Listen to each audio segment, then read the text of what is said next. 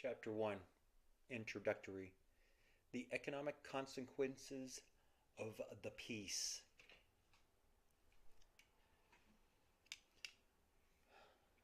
By John Maynard Keynes. The power to become habituated to his surroundings is a marked characteristic of mankind. Very few of us realize with conviction the intensity, unusual, unstable, complicated, unreliable, temporary nature of the economic organization by which Western Europe has lived for the last half-century. We assume some of the most peculiar and temporary of our late advantages is natural, permanent, and to be depended on, and we lay our plans accordingly. Now let me grab you the date. November 1919. European history, 1869 to 1919. On this sandy and false foundation, we scheme for social improvement and dress our political platforms, pursue our animosities and particular ambitions, and feel ourselves with enough margin in hand to foster, not assuage, civil conflict in the European family. Moved by insane delusion and reckless self-regard, the German people overturned the foundations on which we all lived and built. The spokesmen of the French and British peoples have run the risk of completing the ruin which Germany began, by a peace which, if it is carried into effect, must impair yet further when it might have restored the delicate, complicated organization already shaken and broken by war, through which alone the European peoples can employ themselves and live. In England, the outward aspect of life does not yet teach us to feel or realize in the least that an age is over. We are busy picking up the threads of our life where we dropped them, with this difference only, that many of us seem a good deal richer than we were before. Where we spent millions before the war, we have now learnt that we can spend hundreds of millions and apparently not suffer for it. Evidently, we did not exploit to the utmost the possibilities of our economic life. We look, therefore, not only to a return to the comforts of 1914, but to an immense broadening and intensification of them. All classes alike thus build their plans, the rich to spend more and save less, the poor to spend more and work less. But perhaps it is only in England and America that it is possible to be so unconscious. In continental Europe, the earth heaves and no one is aware of the rumblings. There it is not just a matter of extravagance or labor troubles, but of life and death, of starvation and existence, and of the fearful convulsions of a dying civilization. For one who spent in Paris the greater part of the 6 months which succeeded the armistice on occasional visit to London was a strange experience. England still stands outside Europe. Europe's voiceless tremors do not reach her. Europe is apart, and England is not of her flesh and body.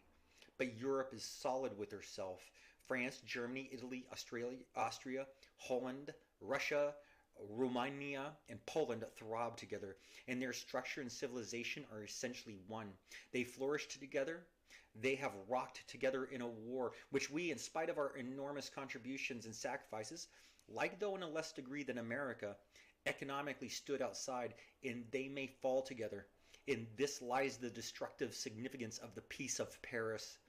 If the European Civil War is to end with France and Italy abusing their momentary victorious power to destroy Germany and Austria-Hungary now prostrate, they invite their own destruction also.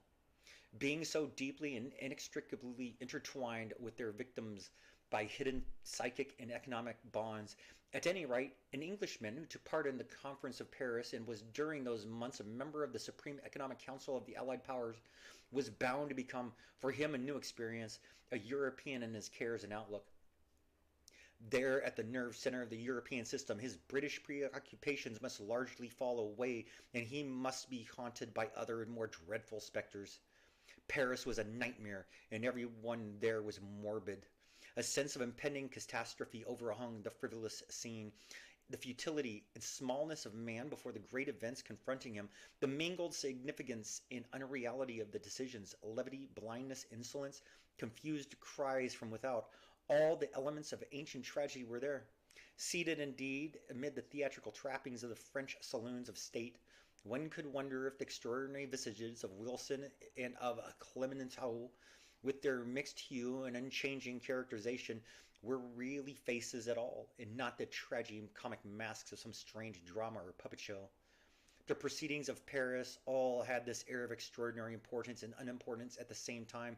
The decision seemed charged with consequences into the future of human society, yet the air whispered that the word was not flesh, that it was futile, insignificant, of no effect, disassociated from events, and one felt almost strongly the impression described by Tolstoy in War and Peace, or by Hardy in The Dynasts, of events marching on to their fated conclusion, uninfluenced and unaffected by the celebrations of statesmen in council.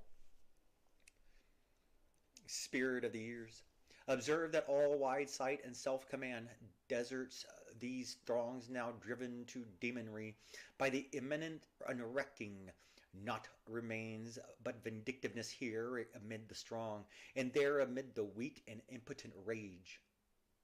Spirit of the Pleiades. Why prompts the will so senseless shaped a doing? Spirit of the years, I have told thee that it works unwittingly, as one possessed not judging. In Paris, where those connected with the Supreme Economic Council received almost hourly the reports of the misery, disorder, and decaying organization of all Central and Eastern Europe, allied and enemy alike, and learnt from the lips of the financial representatives of Germany and Austria unanswerable evidence of terrible exhaustion of their countries, an occasional visit to the hot, dry room in the President's house, where the four fulfilled their destinies in empty and arid intrigue, only added to the sense of nightmare. Yet there in Paris the problems of Europe were terrible and clement, and an occasional return to the vast unconcern of London a little disconcerting. For in London these questions were very far away, and our own lesser problems alone troubling. London believed that Paris was making a great confusion of its business, but remained uninterested. In this spirit the British people received the treaty without reading it. But it is under the influence of Paris, not London, that this book has been written by one who, though an Englishman, feels himself a European also, and, because of too vivid recent experience, cannot disinterest himself from the further unfolding of the great historic drama of these days, which will destroy great institutions, but may also create a new world. Chapter 2. Europe before the war. Before 1870, different parts of the small continent of Europe had specialized in their own products, but taken as a whole, it was substantially self-subsistent, and its population was adjusted to the state of affairs. After 1870, there was developed on a large scale an unprecedented situation, and the economic condition of Europe became during the next 50 years unstable and peculiar. The pressure of population on food, which had already been balanced by the accessibility of supplies from America, became for the first time in recorded history definitely reversed.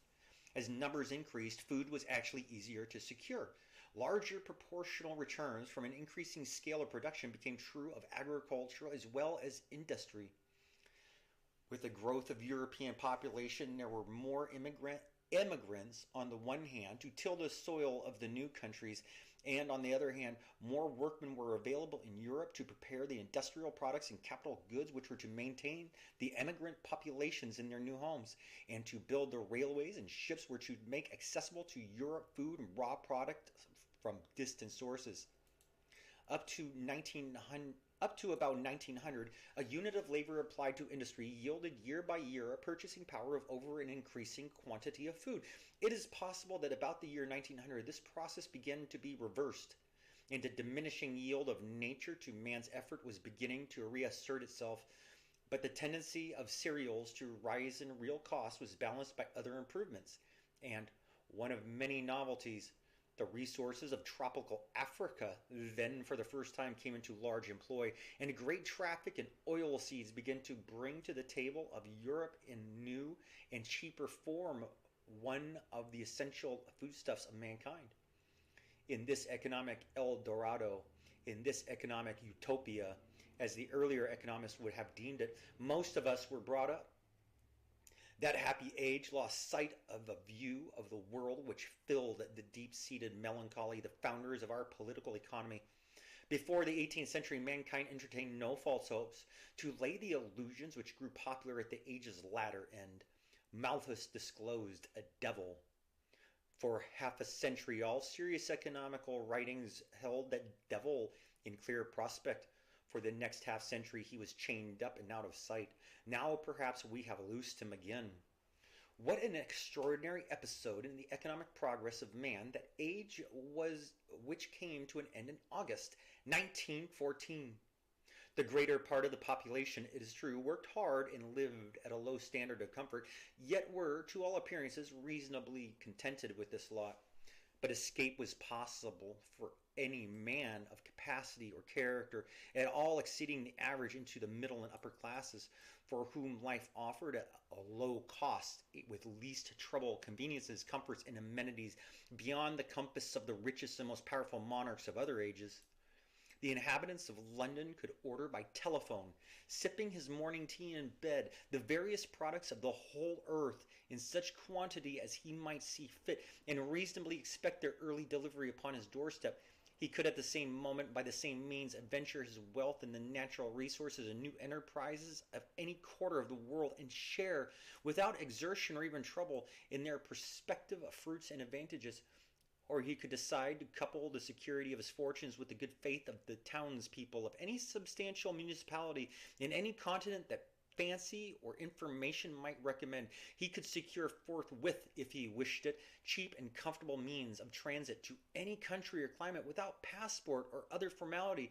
He could dispatch his servant to the neighboring office of a bank for such a supply of the precious metals as might seem convenient, and could then proceed abroad to foreign quarters without knowledge of their religion, language, or customs, bearing coined wealth upon his person, and would consider himself greatly aggrieved and much surprised at the least interference. But most important of all, he regarded the state of affairs as normal, certain, and permanent, except in the direction of further improvement, and any deviation from it as aberrant, scandalous, and avoidable. The projects and politics of militarism and imperialism, of racial and cultural rivalries, of monopolies, restrictions, and exclusion, which were to play the serpent to his paradise, were little more than the amusement of his daily newspaper, and appeared to exercise almost no influence at all on the ordinary course of social and economic life, the internationalization of which was nearly complete in practice. It will assist us to appreciate the character and consequences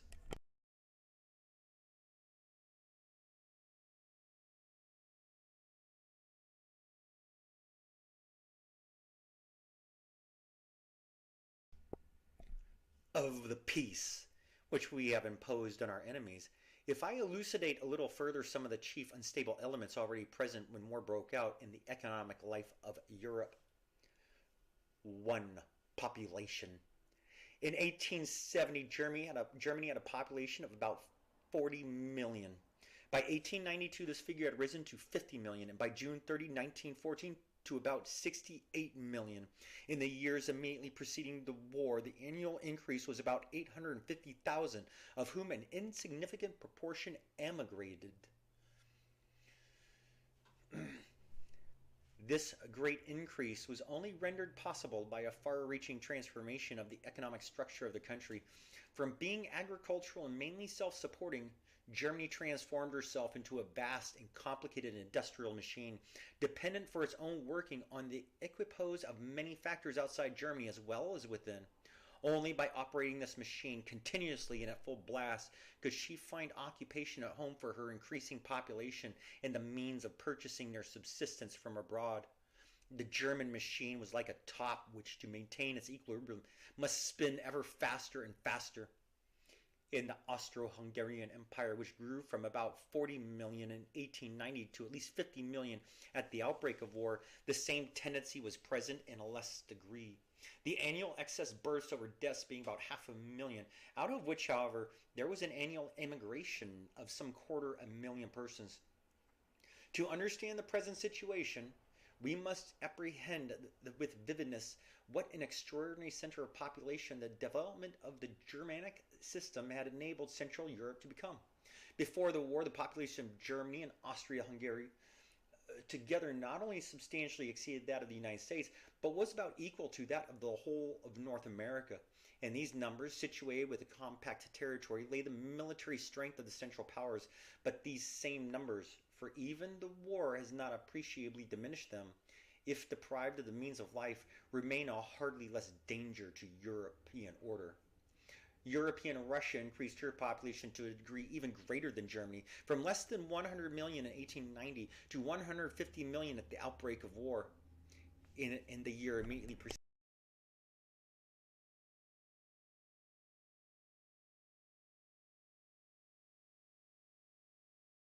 1914, the excess of births over deaths in Russia as a whole was at the prodigious rate of 2 millions per annum. This inordinate growth in the population of Russia, which has not been widely noticed in England, has been nevertheless one of the most significant facts of recent years. The great events of history are often due to secular changes in the growth of population and other fundamental economic causes, which, escaping by their gradual character the notice of contemporary observers, are attributed to the follies of statesmen or of fanatical atheists. I misread, or the fanaticism of atheists. Thus, the extraordinary occurrences of the past 2 years in Russia, that vast upheaval of society which has overturned what seemed most stable, religion, the basis of property, the ownership of land, as well as forms of government and the hierarchy of classes, may owe more to the deep influences of expanding numbers than to Lenin or to Nicholas, and the disruptive powers of excessive national fecundity may have played a greater part in bursting the bonds of convention than earlier either the power of ideas or the errors of autocracy. 2. Organization. The delicate organization by which these people lived depended partly on factors internal to the system. The interference of frontiers and of tariffs was reduced to a minimum, and not far short of 300 millions of people lived within the three empires of Russia, Germany, and Austria-Hungary. The various currencies, which were all maintained on a stable basis in relation to gold and to one another, facilitated the easy flow of capital and of trade to an extent full of value, of which we only realize now when we are deprived of its advantages. Over this great area there was an almost absolute security of property and of persons.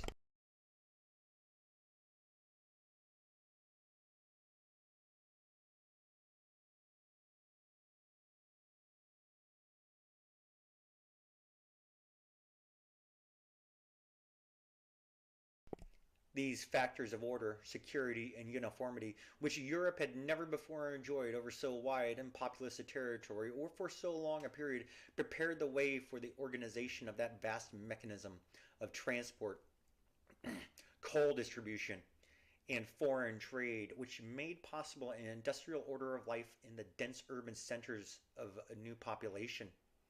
This is too well known to require detailed substantiation with figures, but it may be illustrated by the figures for coal, which has been the key to the industrial growth of Central Europe, hardly less than of England. The output of German coal grew from 30 million tons in 1871 to 70 million tons in 1990, 110 million tons in 1900, and 190 million tons in 1913. Around Germany as a central support, the rest of the European economic system grouped itself, and on the prosperity and enterprise of Germany, the prosperity of the rest of the continent mainly depended. The increasing pace of Germany gave her neighbors an outlet for their products, in exchange for which the enterprise of the German merchant supplied them with their chief requirements at a low price. The statistics of the economic interdependence of Germany and her neighbors are overwhelming. Germany was the best customer of Russia, Norway, Holland, Belgium, Switzerland, Italy, and Austria-Hungary. She was the second best customer of Great Britain, Sweden, and Denmark, and the third best customer of France. She was the largest source of supply to Russia, Norway, Sweden, Denmark, Holland, Switzerland, Italy, Austria-Hungary, Romania, and Bulgaria, and the second largest source of supply to Great Britain, Belgium, and France. In our own case, we sent more exports to Germany than to any other country in the world except India, and we bought more from her than any other country in the world except the United States. There was no European country except those west of Germany which did not do more than a quarter of their total trade with her, and in the case of Russia, Austria, Hungary, and Holland, the proportion was far greater. Germany not only furnished these countries with trade, but in the case of some of them, supplied a great part of the capital needed for their own development. Of Germany's pre-war and foreign investments amounting to all about 6,250,000,000, not far short of 2,500,000,000 was invested in Russia, Austria, Hungary, Bulgaria, Romania, and Turkey, and by the system of peaceful penetration,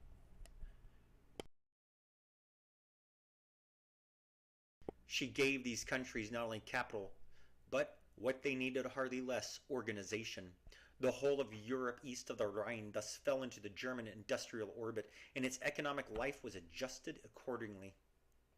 But these internal factors would not have been sufficient to enable the population to support itself without the cooperation of external factors also, and of certain general dispositions common to the whole of Europe. Many of the circumstances already treated were true of Europe as a whole, and were not peculiar to the central empires. But all of what follows was common to the whole European system.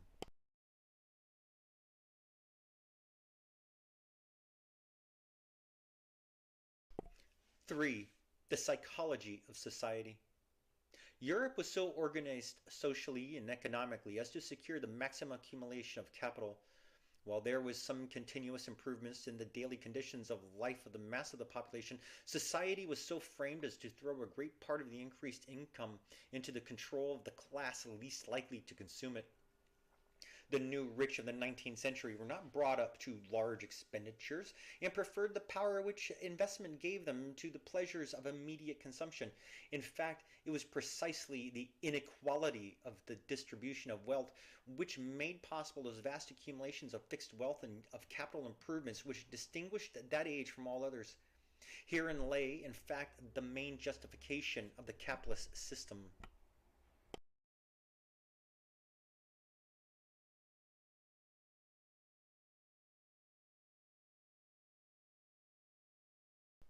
If the rich had spent their new wealth on their own enjoyments, the world would long ago have found such a regime intolerable. But like bees, they saved and accumulated, not less to the advantages of the whole community because they themselves held narrower ends in prospect. The immense accumulations of fixed capital, which, to the great benefit of mankind, were built up during the half century before the war, could never have come about in a society where wealth was divided equitably. The railroads of the world which that age built as a monument to posterity were not less than the pyramids of Egypt, the work of labor which was not free to consume in immediate enjoyment the full equivalent of its efforts. Thus this remarkable system depended for its growth on a double bluff or deception. On the one hand, the laboring classes accepted from ignorance or powerlessness, or were compelled, persuaded, or cajoled by custom, convention, authority, and the well-established order of society into accepting a situation in which they could call their own very little of the cake that they and nature and the capitalists were cooperating to produce. And on the other hand, the capitalist classes were allowed to call the best part of the cake theirs and were theoretically free to consume it, on the tacit underlying condition that they consumed very little of it in practice. The duty of saving became 9/10 of virtue, and the growth of the cake the object of true religion.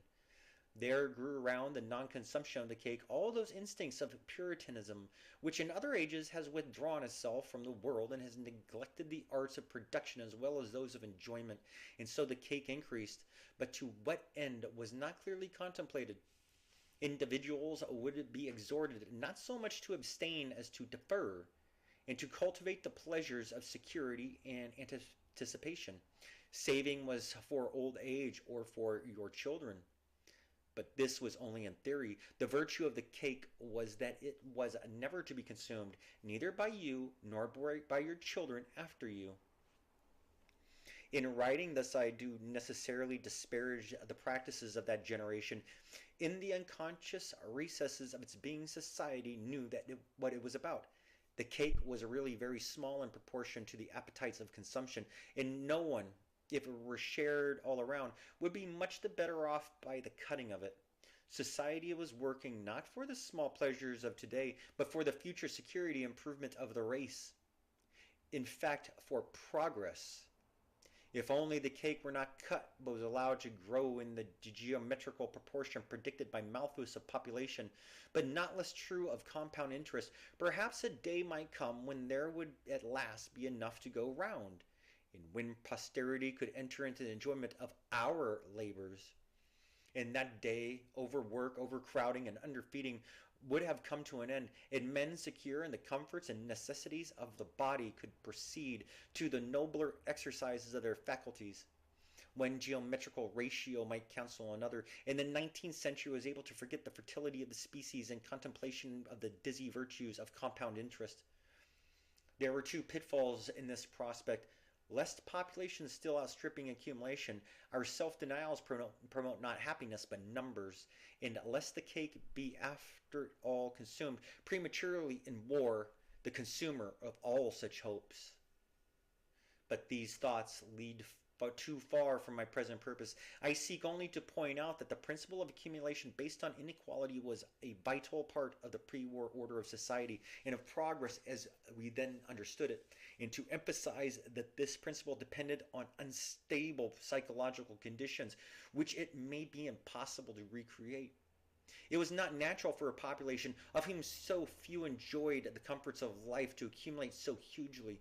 The war has disclosed the possibility of consumption to all and the vanity of abstinence to many. Thus the bluff is discovered. The laboring classes may be no longer willing to forego so largely, and the capitalist classes, no longer confident of the future, may seek to enjoy more fully their liberties of consumption so long as they last, and thus precipitate the hour of their confiscation.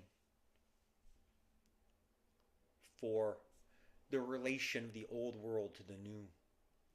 The accumulative habits of Europe before the war were necessary conditions of the greatest of the external factors which maintained the European equipoise.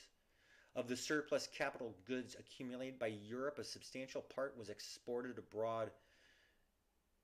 And where its investment made possible development of the new resources of food, materials, and transport, and at the same time enabled the old world to stake out a claim in the natural wealth and virgin potentialities of the new.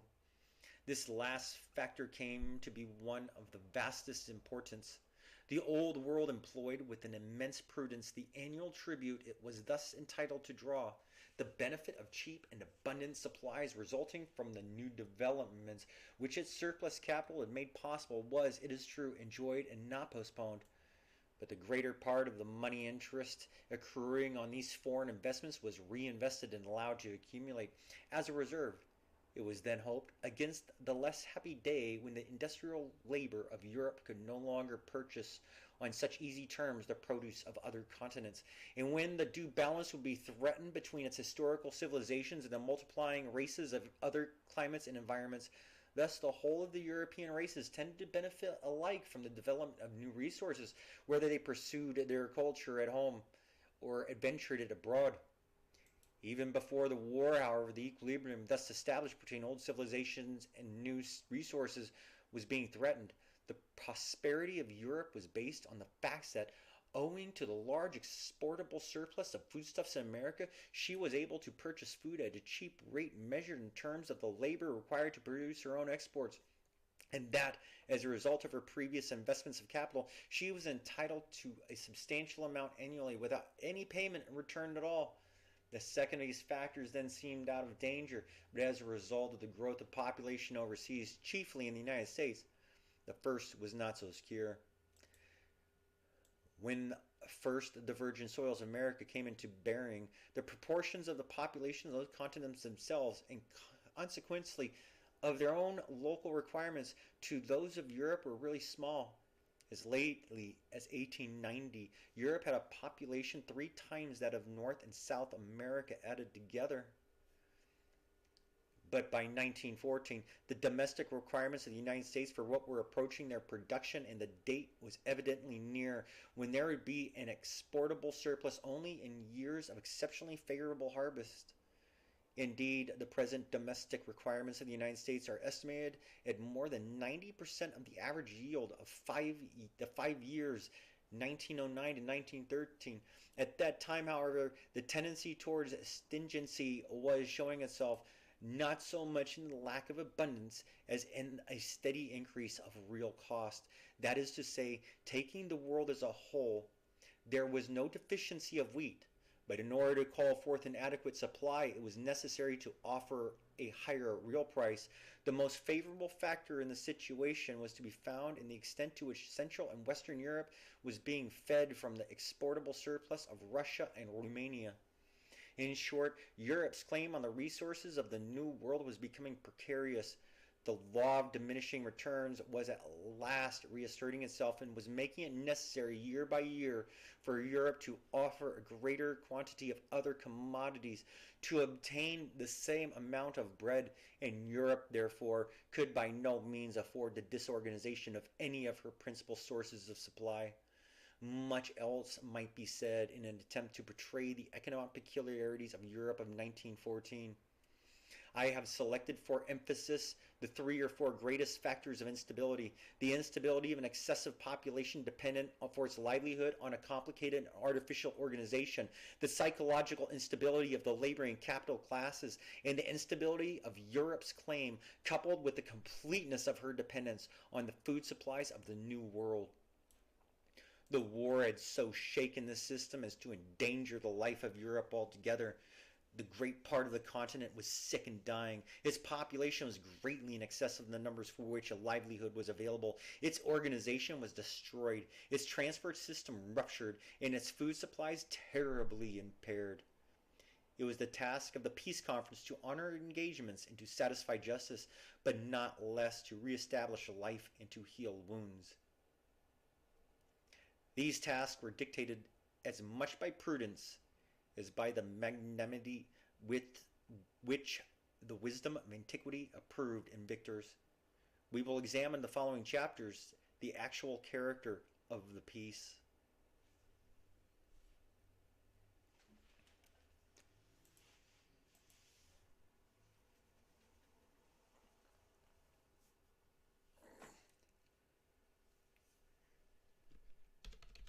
What year is it? I'm using a calendar, says it's 2023. 2019, 100 years after that was written, a very interesting thing happened. It began a global reset, a global shutdown.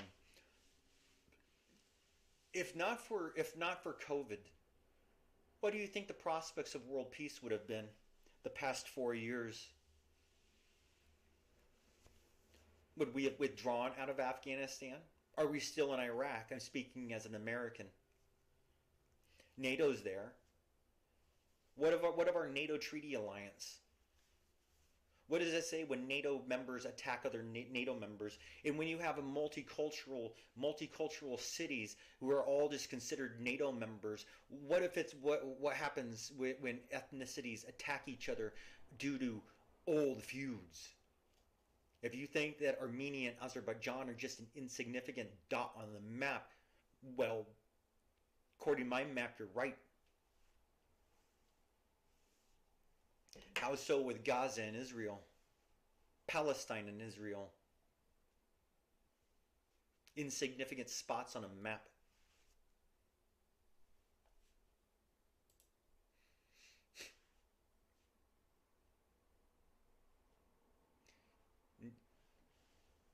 Let me go to 1847. The Treaty of Guadalupe Hidalgo. I haven't read this, only a small part of it.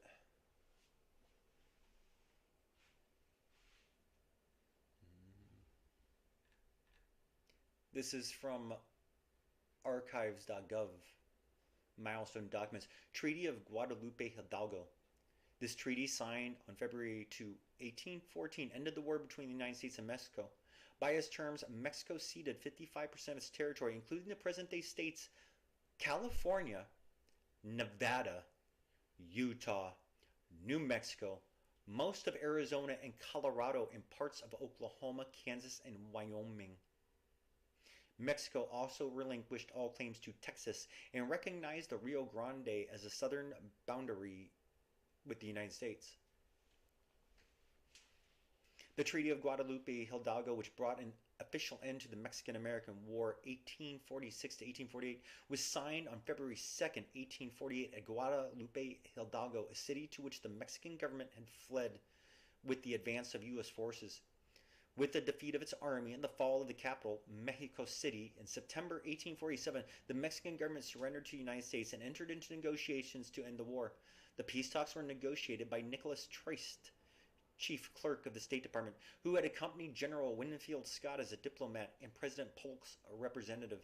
Trist and General Scott, after two previous unsuccessful attempts to negotiate a treaty with President Santa Anna, determined that the only way to deal with Mexico was as a conquered enemy. Nicholas Trist negotiated with his special commission representing the collapsed government led by Don Bernardo Cueto, Don Miguel Artestain, and Don Luis Gonzaga Cuevas.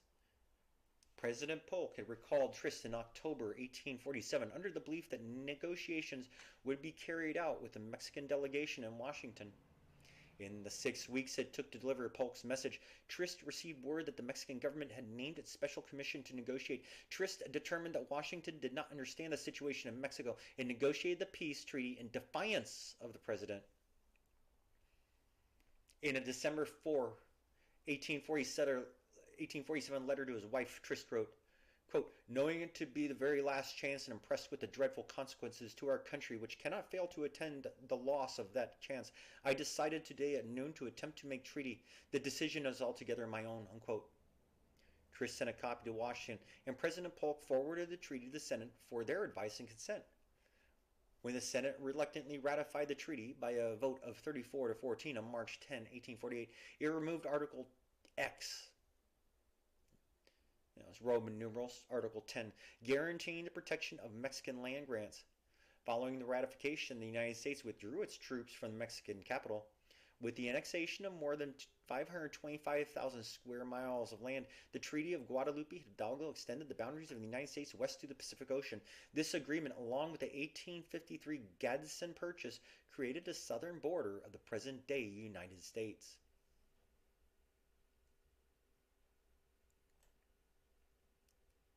My ignorance of this part of history is great. A Gadsden Purchase. I know what a Gadsden flag is. The U.S. government paid Mexico $15 million, quote, in consideration of the extension acquired by the boundaries of the United States, unquote, and agreed to pay American citizens debts owed to them by the Mexican government. Other provisions included the protection of property and civil rights of Mexican nationals living within the new boundaries of the United States, the promise of the United States to police its boundaries, and compulsory arbitration of future disputes between the two countries.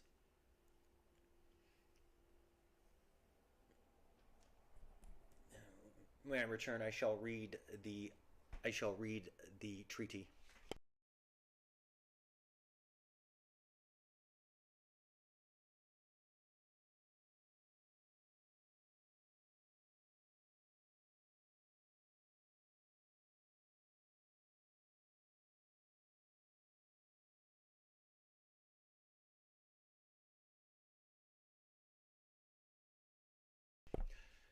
Transcript. Treaty of Peace, Friendship, Limits, and Settlement between the United States of America and the United Mexican States concluded at Guadalupe Hidalgo, February 2, 1848. Ratification advised by Senate with amendments March 10, 1848. Ratified by President March 16, 1848. Ratifications exchanged at Querétaro, May 30, 1848. Proclaimed July 4, 1848. In the name of Almighty God, the United States of America and the United Mexican States, animated by the sincere desire to put to an end the calamities of the war which unhappily exists between the two republics, and to establish upon a solid basis relations of peace and friendship, which shall confer reciprocal benefits upon the citizens of both, and assure the concord, harmony, and mutual confidence wherein the two people should live, as good neighbors have for that purpose appointed their respective plenipotentiaries. That is to say, the President of the United States has appointed Nicholas P. Trist, a citizen of the United States, and the President of the Mexican Republic has appointed Don Luis Gonzaga Cuevas, Don Bernardo Cueto, and Don Miguel Arderstan, citizens of the said republic, who, after a reciprocal communication of their respective full powers, have, under the protection of Almighty God, the author of peace, arranged, agreed upon, and signed the following Treaty of Peace, Friendship, Limits, and Settlement between the United States of America and the Mexican Republic. Article 1. There shall be firm and universal peace between the United States of America and the Mexican Republic, and between their respective countries, territories, cities, towns, and people, without exception of places or persons. Article 2. Immediately upon the signature of this treaty, a convention shall be entered into between a commissioner or commissioners appointed by the General-in-Chief of the Force of the United States, and such as may be appointed by the Mexican government, to the end that a provisional suspension of hostilities shall take place, and that in the places occupied by the said forces, constitutional order may be reestablished, as regards the political, administrative, and judicial branches, so far as this shall be permitted by the circumstances of military occupation. Article 3. Immediately upon the ratification of the present treaty by the government of the United States, orders shall be transmitted to the commanders of their land and naval forces, requiring the latter, provided this treaty shall then have been ratified by the government of the Mexican Republic and the ratifications exchanged, immediately to desist from blockading any Mexican ports, and requiring the former, under the same condition, to commence, at the earliest moment practical, withdrawing all troops of the United States then in the interior of the Mexican Republic to points that shall be selected by common agreement, at a distance from the seaports not exceeding 30 leagues. And such evacuation of the interior of the Republic shall be completed with the least possible delay, the Mexican government hereby binding itself to afford every facility in its power for rendering the same convenient to the troops on their march and in their new positions, and for promoting a good understanding between them and the inhabitants. In like manner, orders shall be dispatched to the persons in charge of the custom houses at all ports occupied by the forces of the United States, requiring them, under the same condition, immediately to deliver possession of the same to the persons authorized by the Mexican government to receive it, together with all bonds and evidence of debt for duties on importations and on exportations not yet fallen due. Moreover, a faithful and exact account shall be made out, showing the entire amount of all duties on imports and on exports collected at such custom houses or elsewhere in Mexico by authority of the United States from and after the day of the ratification of this treaty by the government of the Mexican Republic, and also on account of the cost of collection in such entire amount, deducting only the cost of collection, shall be delivered to the Mexican government at the city of Mexico within 3 months after the exchange of ratifications. The evacuation of the capital of the Mexican Republic by the troops of the United States, in virtue of the above stipulation, shall be completed in 1 month after the orders were stipulated, for shall have been received by the commander of said troops, or sooner if possible.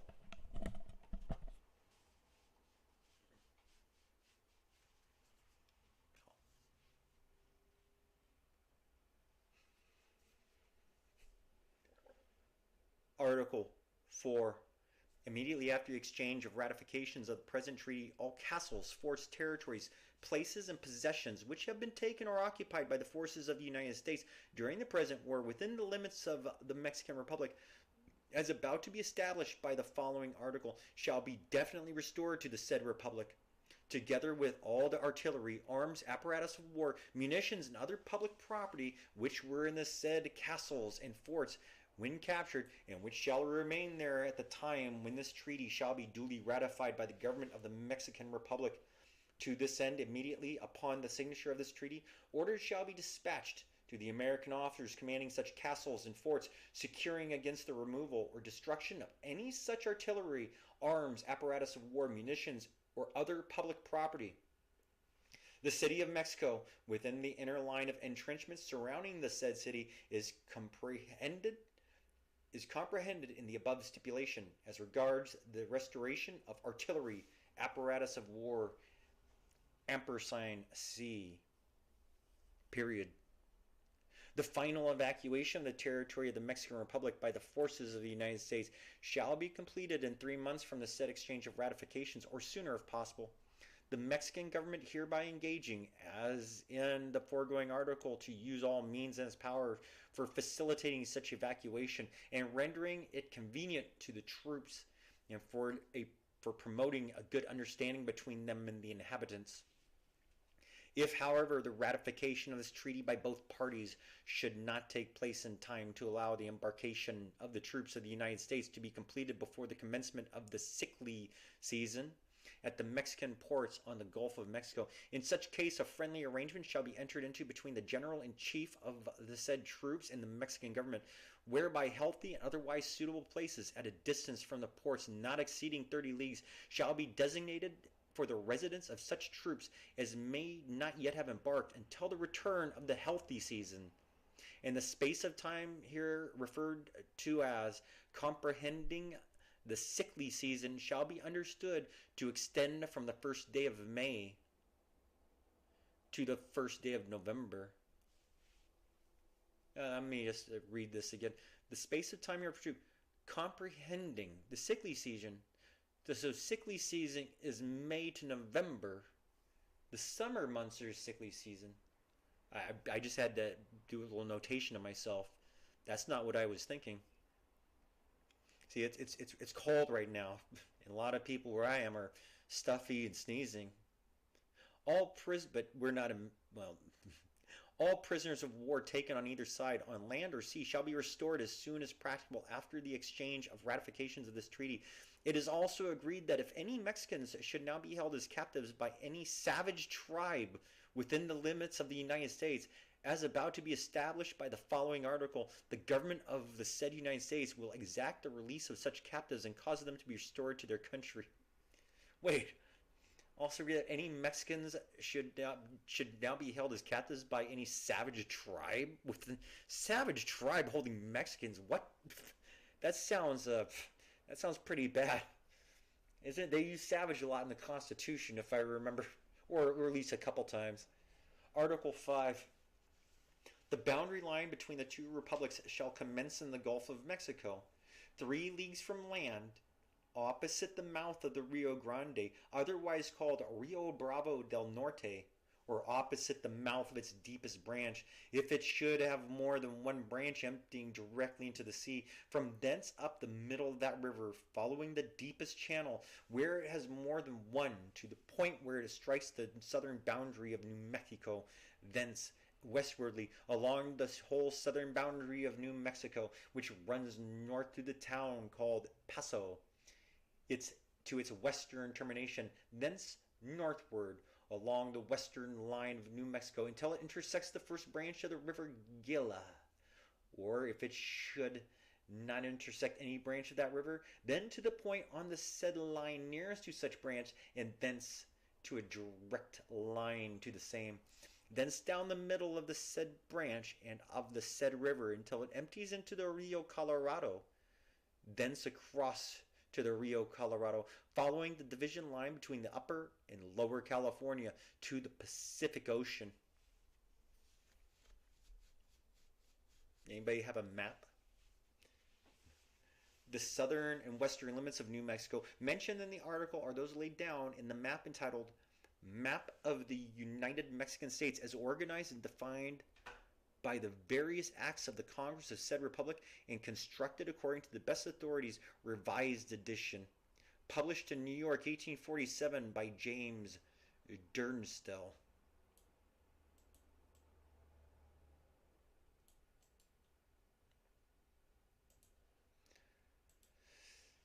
Of which map a copy is added to this treaty, bearing the signatures and seals of the undersigned plenipotentiaries and in order to preclude all difficulties in tracing upon the ground the limit separating upper from lower California, it is agreed that the said limit shall consist of a straight line drawn from the middle of the Rio Gila, where it unites with the Colorado, to a point on the coast of the Pacific Ocean, distance distant 1 marine league due south of the southernmost point of the port of San Diego, according to the plan of said port made in the year 1782 by Don Juan Pantoja, second sailing master of the Spanish fleet, and published at Madrid in the year 1802 in the Atlas to the Voyage of the Schooners Sutil and Mexicana, of which plan a copy is hereunto added, signed and sealed by the respective plenipotentiaries.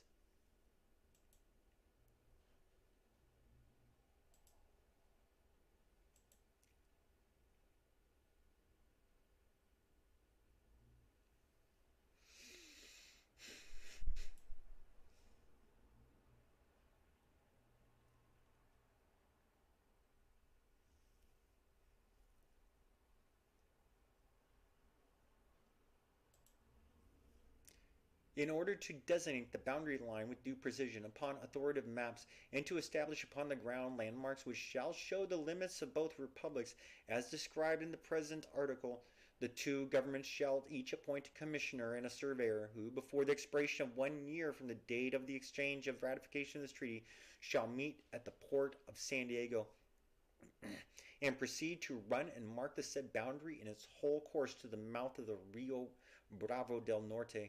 They shall keep journals and make out plans of their operations, and the result agreed upon by them shall be deemed a part of this treaty, and shall have the same force if it were inserted therein.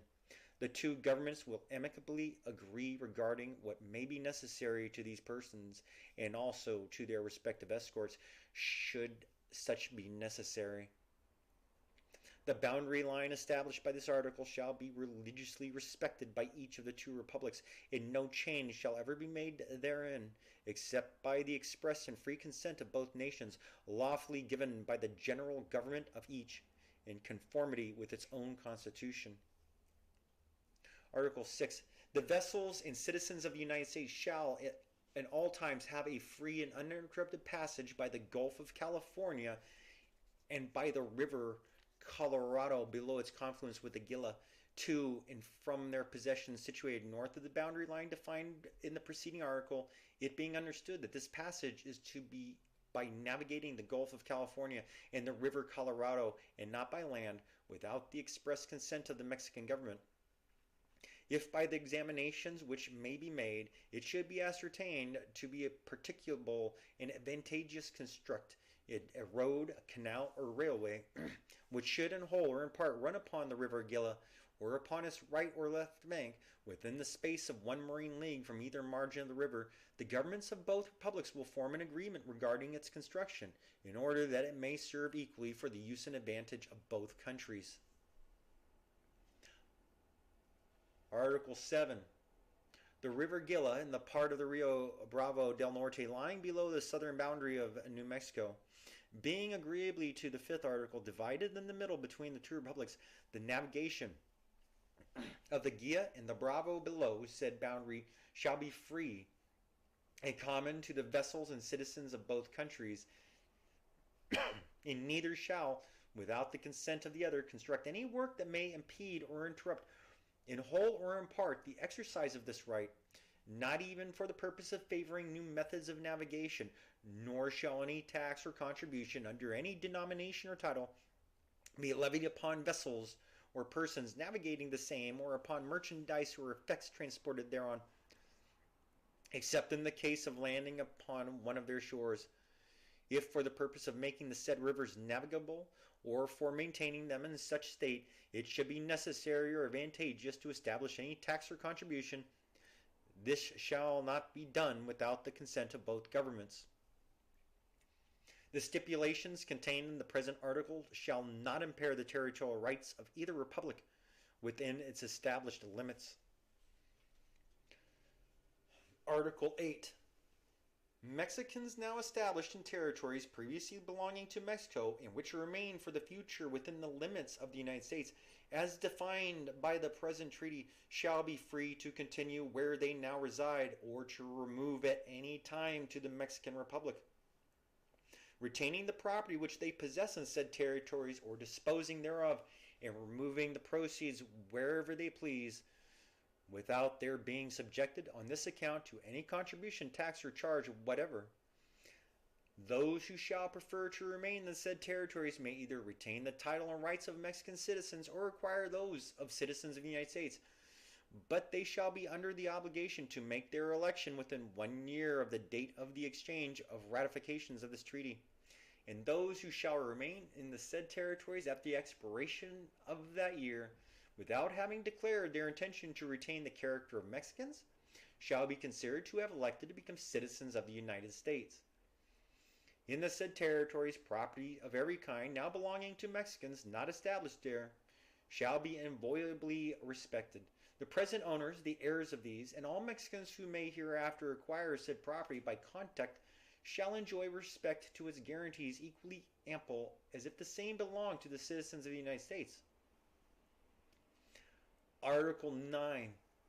The Mexicans who, in the territories aforesaid, shall not preserve the character of citizens of the Mexican Republic conformably with what is stipulated in the preceding article, shall be incorporated into the Union of the United States, and be admitted at the proper time to be judged by the Congress of the United States to the enjoyment of all the rights of citizens of the United States, according to the principles of the Constitution, and in the meantime shall be maintained and protected in the free enjoyment of their liberty and property, and secured in the free exercise of their religion without restriction.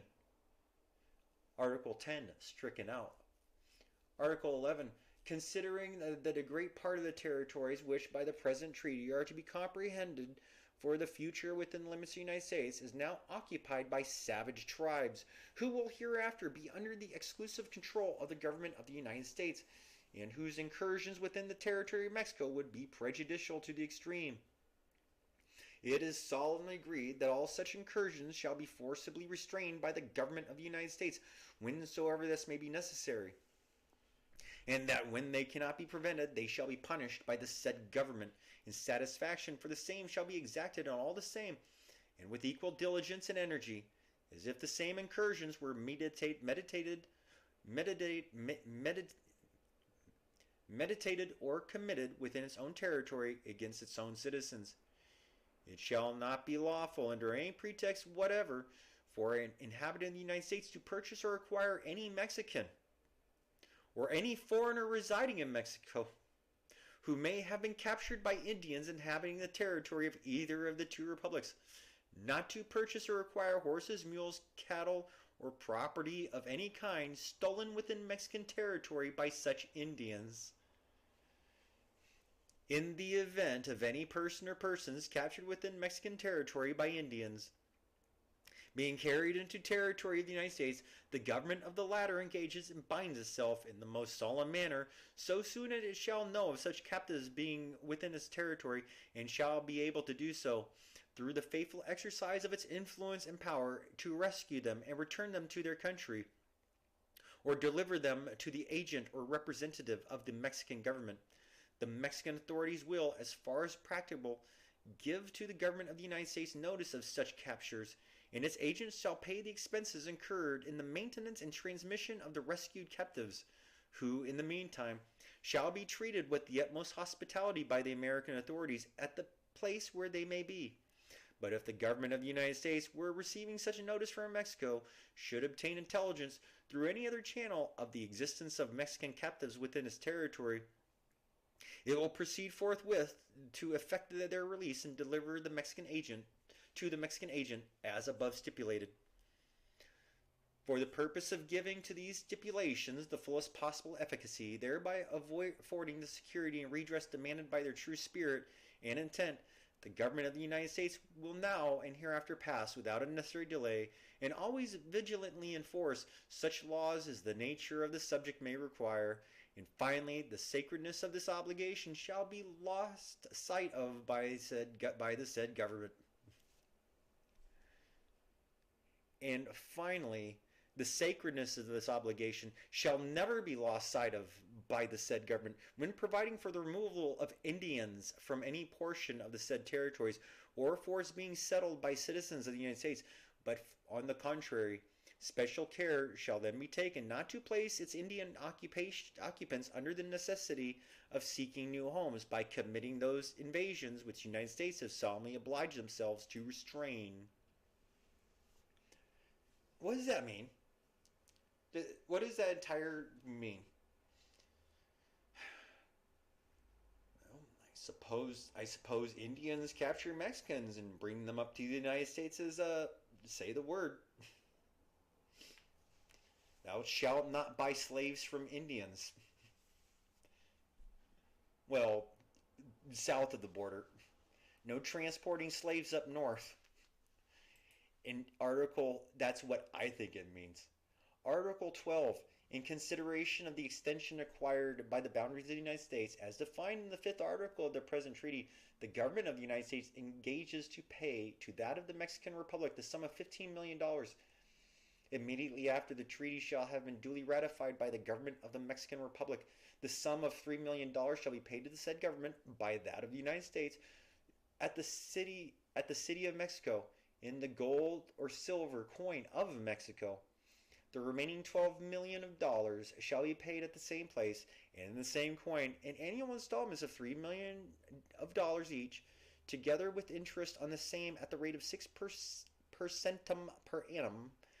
This interest shall begin to run upon the whole sum of $12 million from the day of the ratification of the present treaty by the Mexican government, and by the first of the installments shall be paid at the expiration of 1 year from the same day, together with each annual installment as it falls due. The whole interest accruing on such installment from the beginning shall also be paid.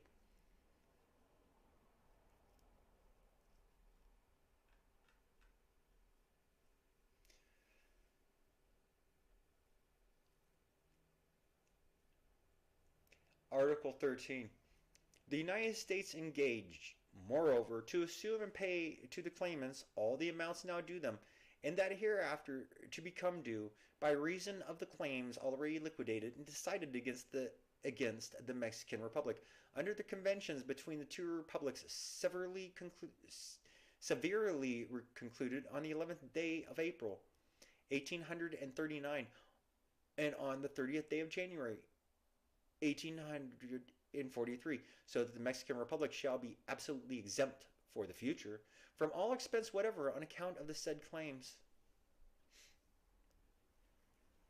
I was going to read this all, but I thought that there were 10 articles. There are, striking number 10, 23 in all. Maybe I shall return to it, maybe I shan't. This was about Chapter 3, the conference. Returning to Maynard Keynes and the economic problem of the peace. Chapter 3, the conference. In chapters 4 and 5, I shall study in some detail the economic and financial provisions of the Treaty of Peace with Germany. But it will be easier to appreciate the true origin of many of these terms if we examine here some of the personal factors which influence their preparation. In attempting this task, I touch inevitably questions of motive, which spectators are liable to err and are not entitled to take on themselves responsibilities of final judgment. Yet if I seem in this chapter to assume sometimes the liberties which are habitual to historians, but which, in spite of the greater knowledge with which we speak, we generally hesitate to assume towards contemporaries, let the reader excuse me when he remembers how greatly, if it is to understand its destiny, the world needs light, even if it is partial and uncertain, on the complex struggle of human will and purpose not yet finished, which, concentrated in the persons of 4 individuals in a manner never paralleled, made them, in the first months of 1919, the microcosm of mankind.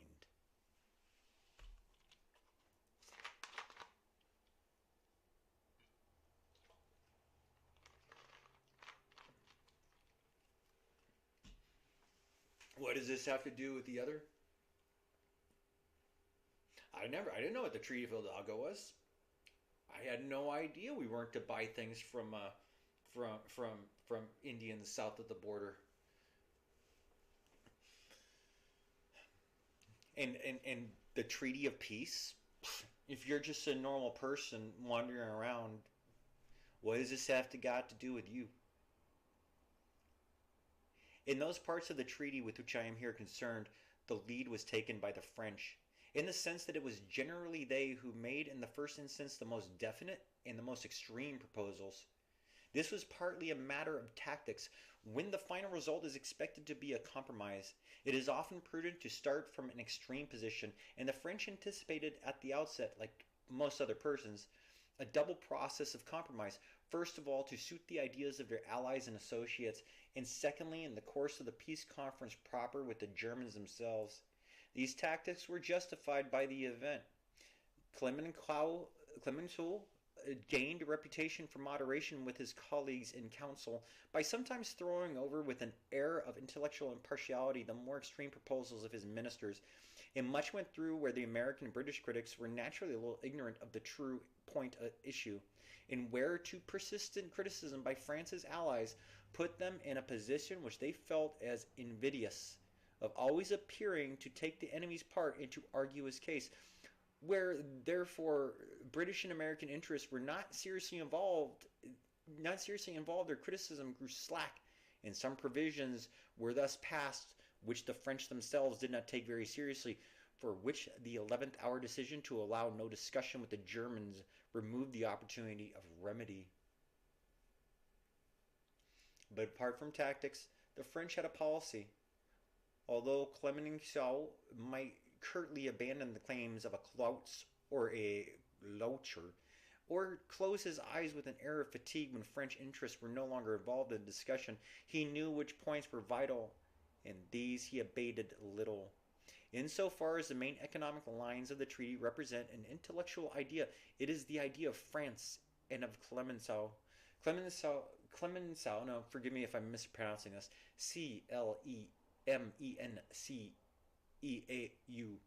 Clemenceau was by far the most eminent member of the Council of Four, and he had taken the measure of his colleagues. He alone both had an idea and had considered it and its consequences. His age, his character, his wit, and his appearance joined to give him objectivity and a defined outline in the environment of confusion. One could not despise Clemenceau or dislike him, but only take different view as to the nature of the civilized man, or indulge, at least, a different hope. The figure and bearing of Clemenceau are universally familiar. At the Council of Four he wore a square-tailored suit of very good, thick black broadband, and on his hands, which were never uncovered, gray suede gloves. His boots were of thick black leather, very good, but of a country style, and sometimes fastened in front, curiously, by a buckle instead of laces. His seat in the room in the President's house, where the regular meetings of the Council of Four were held, as distinguished from their private and unattended conferences in smaller chamber below, was on a square brocaded chair in the middle of the semicircle facing the fireplace, with Signor Orlando on his left, the President next by the fireplace, and the Prime Minister opposite on the other side of the fireplace on his right. He carried no papers nor portfolio. He was attended by any personal secretary, though several French ministers and officials appropriate to the particular matter in hand would be present around him. His walk, his hands, and his voice were not lacking in vigor, but he bore nevertheless, especially after the attempt upon him, the aspect of a very old man conserving his strength for important occasions. He spoke seldom, leaving the initial statement of the French case to his ministers or officials. He closed his eyes often and sat back in his chair with an impassive face of parchment, his gray gloved hands clasped in front of him. A short sentence, decisive or cynical, was generally sufficient. A question, an unqualified abandonment of his ministers, whose face would not be saved, or a display of obstinacy, reinforced by a few words in a piquantly delivered English. But speech and passion were not lacking when they were wanted, and a sudden outburst of words, often followed by a fit of deep coughing from the chest, produced their impression rather by force and surprise than by persuasion. Not infrequently, Mr. Lloyd George, after delivering a speech in English, would, during the period of its interpretation into French, cross the hearthrug to the president to reinforce his case by some ad hominem argument in private conversation, or to sound the ground for a compromise. And this would sometimes be the signal for a general upheaval and disorder. The president's advisors would press around him. A moment later, the British experts would dribble across to learn the result or see that all was well. And the next French would be there. A little suspicious lest the others were arranging something behind them, until all the room were on their feet, and conversation in general in both languages. My last most vivid impression is of such a scene. The president and the prime minister as the center of a surging mob of babble, of sound, a welter of eager impromptu compromises and counter-compromises, all sound and fury signifying nothing on what was an unreal question anyhow. The great issues of the morning's meetings forgotten and neglected, and Clemenceau silent and aloof on the outskirts. For nothing which touched the security of France was forward, throned in his grey gloves on the brocade chair, dry in soul and empty of hope, very old and tired, but surveying the scene with a cynical and almost impish air.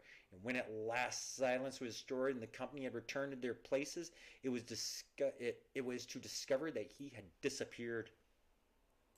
He felt about France what Pericles thought of. He felt about France what Pericles felt of Athens. Unique value in her, nothing else mattering. But his theory of politics was Bismarck's. He had one illusion, France, and one disillusion, mankind, including Frenchmen, and his colleagues, not least. His principles for the peace can be expressed simply. In the first place, he was a foremost believer in the view of German psychology that the German understands and can understand nothing but intimidation. That he is without generosity or remorse in negotiation, that there is no advantage he will not take of you, and no extent to which he will not demean himself for profit, that he is without honor, pride, or mercy. Therefore, you must never negotiate with the German or conciliate him. You must dictate to him. On no other terms will he respect you, and will you prevent him from cheating you? But it is doubtful how far he thought these characteristics peculiar to Germany, or whether his candid view of some other nations was fundamentally different. His philosophy had therefore no place for sentimentality in international relations. Nations are real things, of whom you love one and feel for the rest indifference or hatred. The glory of the nation you love is a desirable end, but generally to be obtained at your neighbor's expense. The politics of power inevitable, and there is nothing very new to learn about this war or the end it was fought for.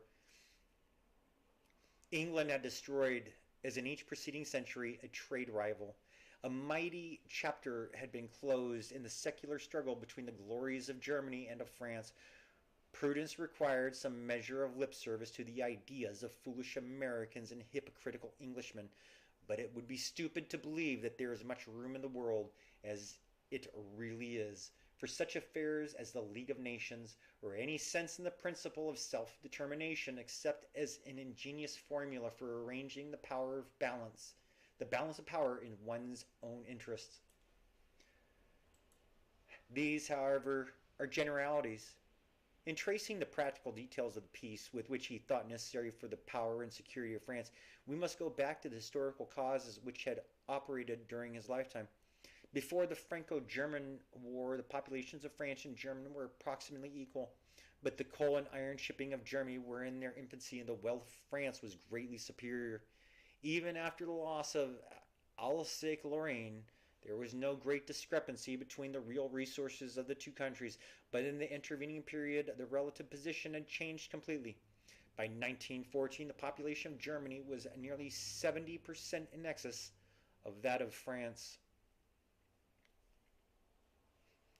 She had become one of the first manufacturing trading nations of the world. Her technical skill and her means for the production of future wealth were unequaled. France, on the other hand, had a stationary or declining population and relatively to others had fallen seriously behind in wealth and the power to produce it. In spite, therefore, of France's victorious issue from the present struggle, with the aid this time of England and America, her future position remained precarious in the eyes of one who took the view that European civil war is to be regarded as a normal, or at least recurrent state of affairs to the future, and that the sort of conflicts between organized great powers which have occupied the past 100 years will also engage the next. According to this vision of the future, European history is to be a perpetual prize fight of which France has won this round, but of which this round is certainly not the last. From the belief that essentially the old order does not change, being based on human nature, which is always the same, and from a consequent skepticism of all the class of doctrine which the League of Nations stands for, the policy of France and of Clemenceau followed logically. For a peace of magnanimity or of fair and equal treatment based on such ideology as the 14 points of the present could only have the effect of shortening the interval of Germany's recovery and hastening the day when she will once again hurl at France her greater numbers and her superior resources and technical skill. Hence the necessity of guarantees, and each guarantee that was taken by increasing irritation, and thus the probability of a subsequent revanche by Germany, made necessary yet further provisions to crush. Thus, as soon as this view of the world is adopted and the other discarded, a demand for a Carthaginian peace is inevitable, to the full extent of the momentary power to impose it, for Clemenceau made no pretense of considering himself bound by the 14 points and left chiefly to the others such concoctions as were necessary from time to time to save the scruples or the face of the president. So far as possible, therefore, it was the policy of France to set the clock back and to undo what since 1870 the progress of Germany had accomplished. By loss of territory and other measures her population was to be curtailed, but chiefly the economic system upon which she depended for her new strength, the vast fabric built upon iron, coal, and transport, must be destroyed. If France could seize, even in part, what Germany was compelled to drop, the inequality of strength between the two rivals for European hegemony might be remedied for many generations. Hence sprang those cumulative provisions for the destruction of highly organized economic life, which we shall examine in the next chapter. This is the policy of an old man, whose most vivid impressions and most lively imagination are of the past and not the future. He sees the issue in terms of France and Germany, not of humanity and of European civilization struggling forwards to a new order. The war has bitten into his consciousness somewhat differently from ours, and he neither expects nor hopes that we are at the threshold of a new age. It happens, however, that it is not only an ideal question that is at issue. My purpose in this book is to show that the Carthaginian peace is not practically right or possible. Although the school of thought from which it springs is aware of the economic factor, it overlooks nevertheless the deeper economic tendencies which are to govern the future.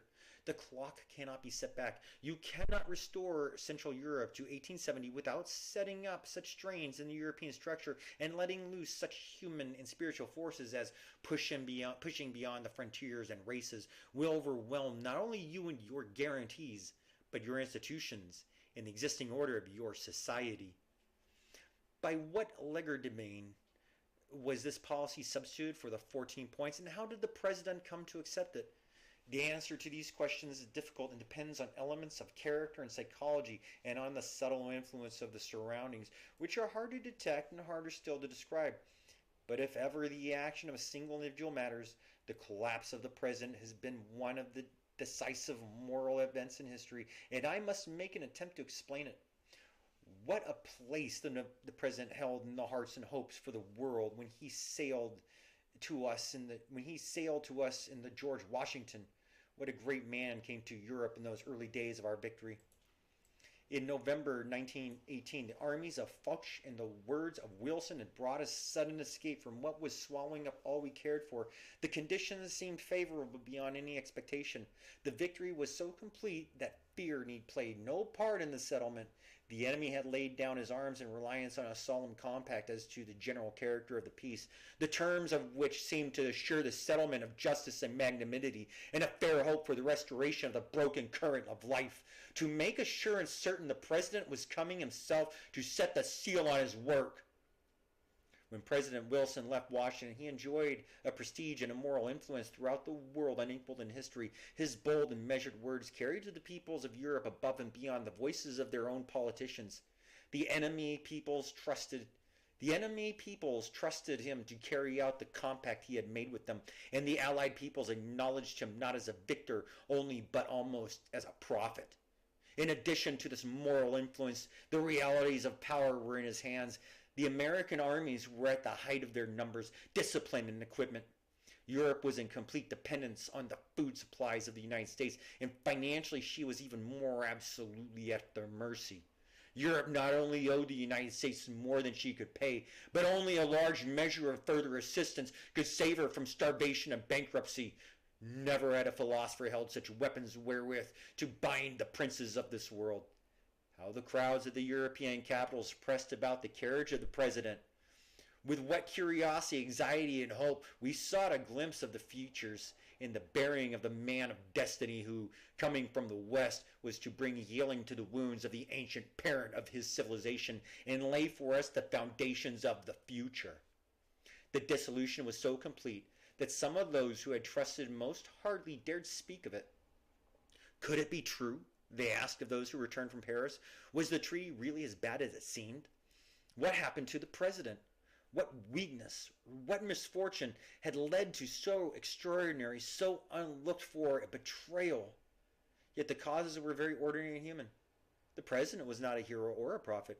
He was not even a philosopher, but a generously intentioned man, with many of the weaknesses of other human beings, and lacking that dominating intellectual equipment which would have been necessary to cope with the subtle and dangerous spellbinders whom a tremendous clash of forces and personalities had brought to the top as triumphant masters in the swift game of give and take, face to face in council, a game of which he had no experience at all.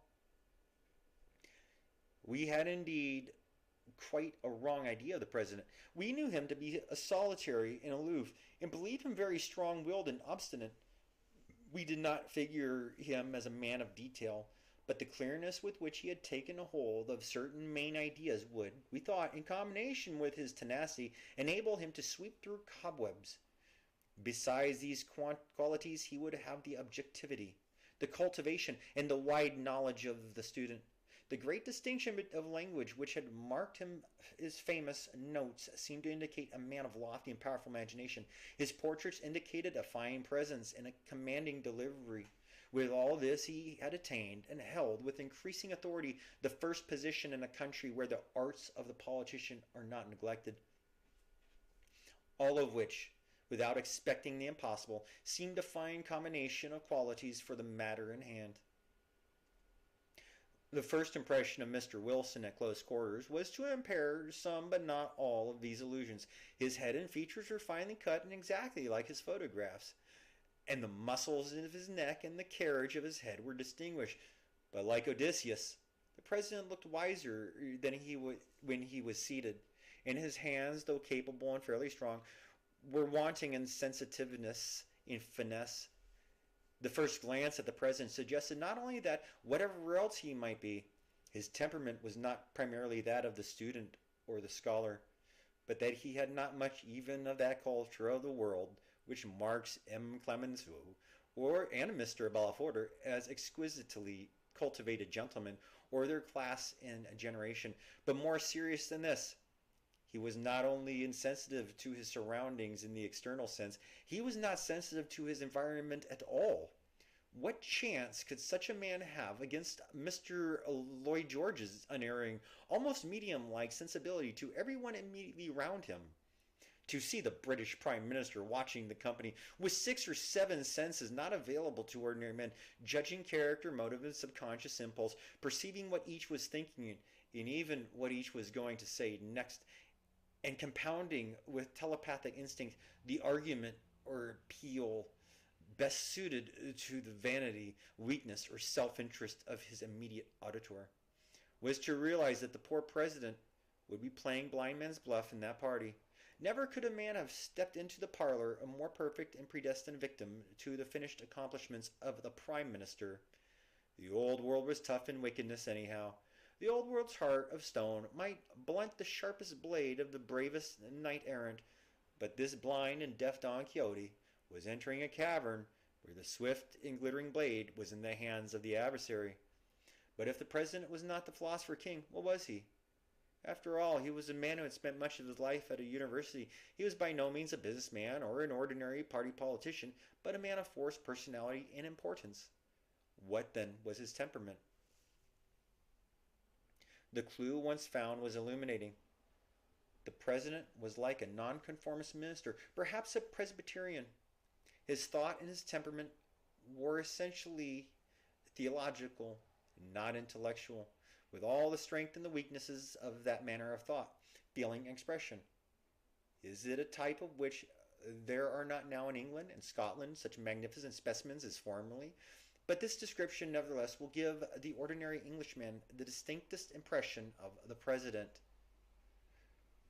With this picture of him in mind, we can return to the actual course of events. The president's program for the world, as set forth in his speeches and his notes, had displayed a spirit and purpose so admirable that the last desire of his sympathizers was to criticize details. The details, they felt, were quite rightly not filled in at present, but would be in due course.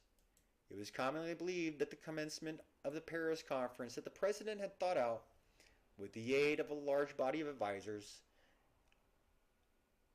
a comprehensive scheme not only for the League of Nations, but for the embodiment of the 14 points in an actual treaty of peace.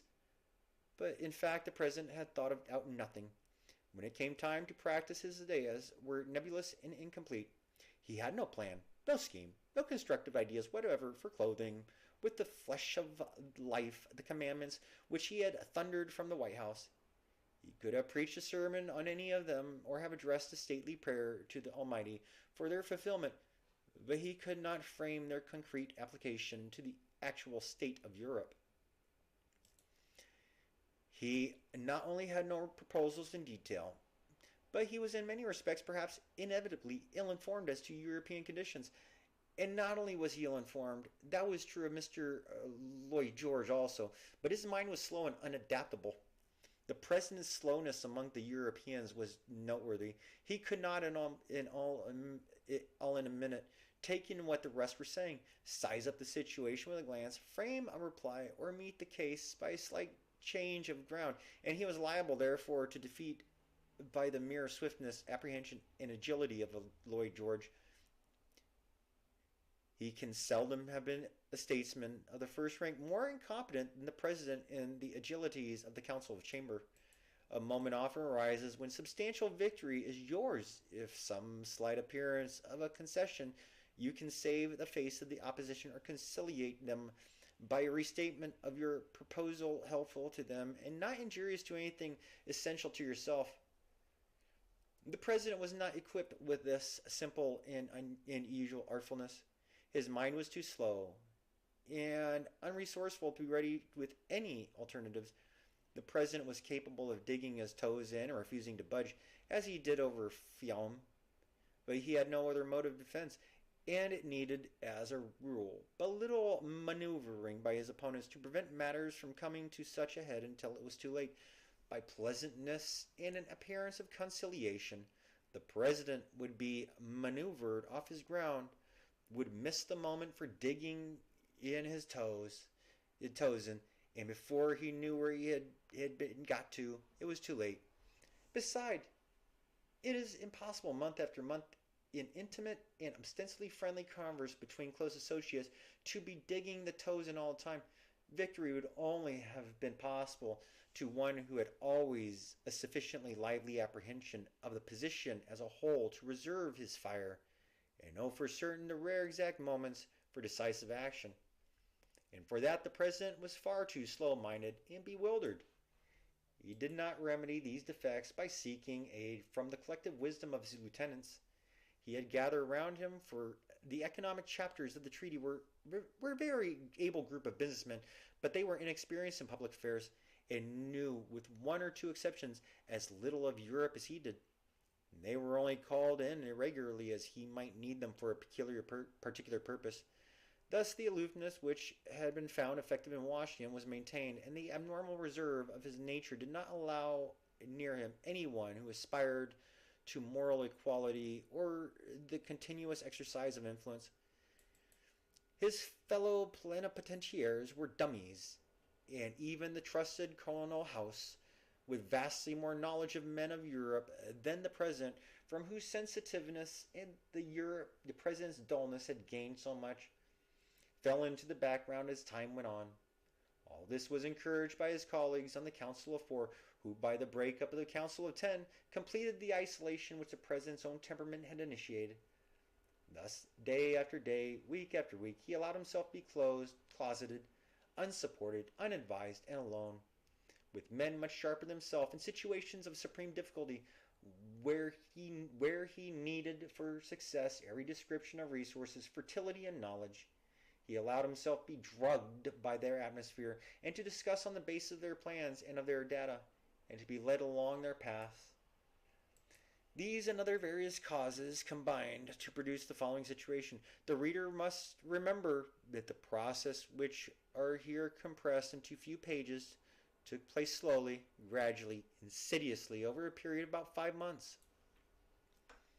As the President had thought nothing out, the Council was generally working on the basis of a French or British draft. He had to take up a persistent attitude of obstruction, criticism, and negation if the draft was to become at all in line with his own ideas and purpose. If he was met on some points with apparent generosity, for there were always a safe margin of quite preposterous suggestions which no one took seriously, it was difficult for him not to yield on others. Compromise was inevitable, and never to compromise on essential, very difficult. Besides, he was soon to appear to be taking the German part, and laid himself open to the suggestion, to which he was foolishly and fortunately sensitive, of being pro-German. After a display of much principle and dignity in the early days of the Council of Ten, he discovered that there were certain very important points in the program of his French, British, and Italian colleagues, as the case might be, of which he was incapable of securing the surrender by the methods of secret diplomacy. What then was he to do in the last resort? He could let the conference drag on at endless length by the exercise of sheer obstinacy. He could break it up and return to America in a rage with nothing settled, or he could attempt to appeal to the world over the heads of the conference. These were the wretched alternatives, against each of which a great deal could be said. They were also very risky, especially for a politician. The President's mistaken policy over the congressional election had weakened his personal position in his own country, and it was by no means certain that the American public would support him in a position of intransigency. It would mean a campaign in which the issues would be clouded by every sort of personal and party consideration, and who could say if right would triumph in a struggle which would certainly not be decided on the merits? Besides, any open rupture with his colleagues would certainly bring upon his head the blind passions of anti-German resentment with which the public of all allied countries were still inspired. They would not listen to his arguments. They would not be cool enough to treat the issue as one of international morality or the right governance of Europe. The cry would simply be that, for various sinister and selfish reasons, the President wished to, quote, let the Hun off, unquote. The almost unanimous voice of the French and British press could be anticipated. Thus, if he threw down the gauge publicly, he might be defeated, and if he were defeated, would not the final peace be far worse than if he were to retain his prestige and endeavor to make it as good as the limiting conditions of European politics would allow him? But above all, if he were defeated, would he not lose the League of Nations? And was not this, after all, by far the most important issue for the future happiness of the world? The treaty would be altered and softened by time. Much in it would now seem so vital would become trifling, and much which was impractical would for that very reason never happen. But the League, even in an imperfect form, was permanent. It was the first commencement of a new principle in the government of the world. Truth and justice in international relations could not be established in a few months. They must be born in due course by the slow gestation of the League. Clemenceau had been clever enough to let it be seen that he would swallow the League at a price.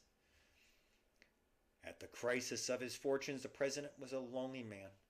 Caught up in the toils of the old world, he stood in great need of sympathy, of moral support, of the enthusiasm of masses.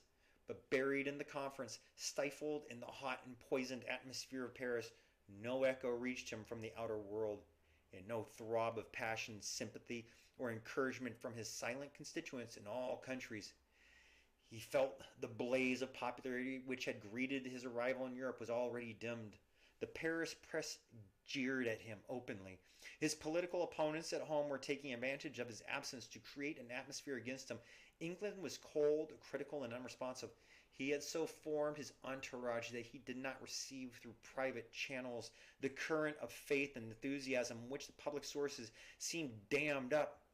He needed but lacked the added strength of collective faith. The German terror still overhung us, and even the sympathetic public was very cautious. The enemy must not be encouraged.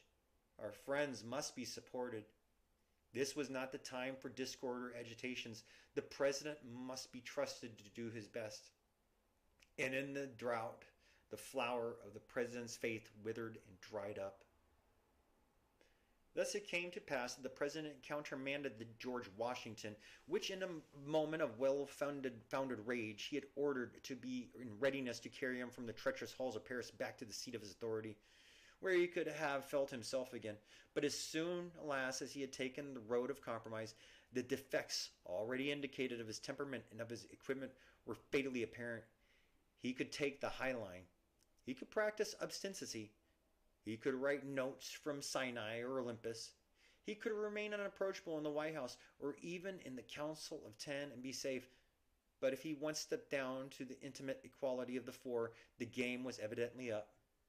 Now it was what I have called his theological or Presbyterian temperament became dangerous. Having decided that some concessions were unavoidable, he might have sought by firmness and address the use of the financial power of the United States to secure as much as he could of the substance, even at some sacrifice of the letter. But the president was not capable of so clear an understanding with himself as this implied. He was too conscientious. Although compromises were now necessary, he remained a man of principle, and the 14 points of contract absolutely binding upon him.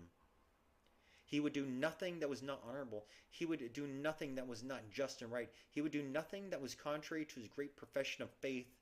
Thus, without any abatement of the verbal inspiration of the 14 points, they became a document for the gloss and interpretation for all the intellectual apparatus of self-deception, by which I dare say the president's forefathers had persuaded themselves that the course they thought it necessary to take was consistent with every syllable of the Pentateuch. The president's attitude to his colleagues had now become, I want to meet you so far as I can. I see your difficulties, and I should like to be able to agree to what you propose. But I can do nothing that is not just and right, and you must first of all show me that what you do does really fall within the words of the pronouncements which are binding on me. Then began the weaving of that web of sophistry and Jesuitical exegesis that was finally to clothe with insincerity the language and substance of the whole treaty. The word was issued to the witches of all Paris. Fair is foul and foul is fair, hover through the fog and filthy air. The subtlest sophisters and most hypocritical draftsmen were set to work and produced many ingenious exercises which might have deceived far more than an hour a cleverer man than the president. Thus, instead of saying that German Austria is prohibited from uniting with Germany except by leave of France, which would be inconsistent with the principle of self-determination. The treaty with delicate draftsmanship states that Germany, quote, Germany acknowledges and will respect strictly the independence of Austria within the frontiers which may be fixed in a treaty between the state and principal allied associated powers. She agrees that this independence shall be inalienable except with the consent of the Council of the League of Nations, unquote, which sounds but is not quite different. And who knows but that the President forgot that another part of the treaty provides that for this purpose the Council of the League must be unanimous. Instead of giving Danzig to Poland, the treaty establishes Danzig as a free city, but includes this free city within the Polish customs frontier, and trusts to Poland the control of the river and railway system, and provides that the Polish government shall undertake the conduct of the foreign relations of the free city of Danzig, as well as the diplomatic protection of citizens of that city when abroad. In placing the river system of Germany under foreign control, the treaty speaks of declaring international. Those river systems would naturally provide more than one state with access to the sea, with or without transshipment from one vessel to another. Such instances could be multiplied. The honest and intelligible purpose of French policy to limit the population of Germany and to weaken her economic system is clothed for the President's sake in the august language of freedom and international equality. But perhaps the most decisive moment in this disintegration of the President's moral position and the clouding of his mind was when at last, to the dismay of his advisers, he allowed himself to be persuaded by the expenditure of the Allied governments on pensions and separation allowances could be fairly regarded as, quote, damage done to the civilian population of the Allied and associated powers by Germany aggression by land, by sea, and from the air, unquote, in a sense in which the other expenses of the war could not be so regarded.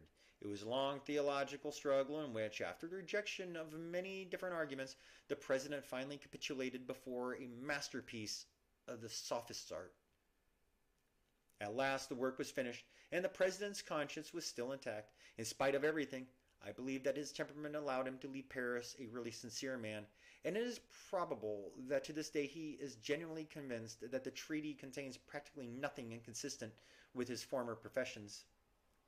But the work was too complete, and to this was due the last tragic episode of the drama. The reply of Brockdorf Ranzu inevitably took the line that Germany had laid down her arms on the basis of certain assurances, and that the treaty in many particulars was not consistent with these assurances. But this was exactly what the President could not admit. In a sweat of solitary contemplation and with prayers to God, he had done nothing that was not just and right. For the President to admit that the German reply had force in it was to destroy his self-respect and to disrupt the inner equipoise of his soul. And every instinct of his stubborn nature rose in self-protection. In the language of medical psychology, to suggest to the President that the treaty was an abandonment of his professions was to touch on the raw of a Freudian complex. It was a subject intolerable to discuss, and every subconscious instinct plotted to defeat its further exploration. Thus it was that Clemenceau brought to success what had deemed to be, a few months before, the extraordinary impossible proposal that the Germans should not be heard. If only the President had not been so conscientious, if only he had not concealed from himself what he had been doing, even at the last moment he was in a position to have recovered lost ground and to have achieved some very considerable successes. But the President was set. His arms and legs had been spliced by the surgeons to a certain posture, and they must be broken again before they could be altered. To his horror, Mr. Lloyd George, desiring at the last moment all the moderation he dared, discovered that he could not in 5 days persuade the President of error in what it had taken 5 months to prove to him to be just and right. After all, it was harder to de-bamboozle this old Presbyterian than it had been to bamboozle him, for the former involved his belief and respect for himself. Thus, in the last act, the President stood for stubbornness and refusal of conciliations.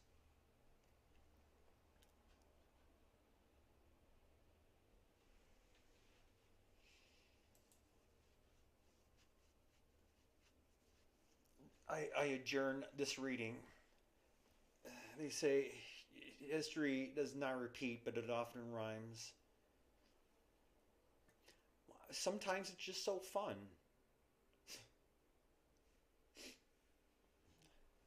The economic problems with peace. Well, adieu.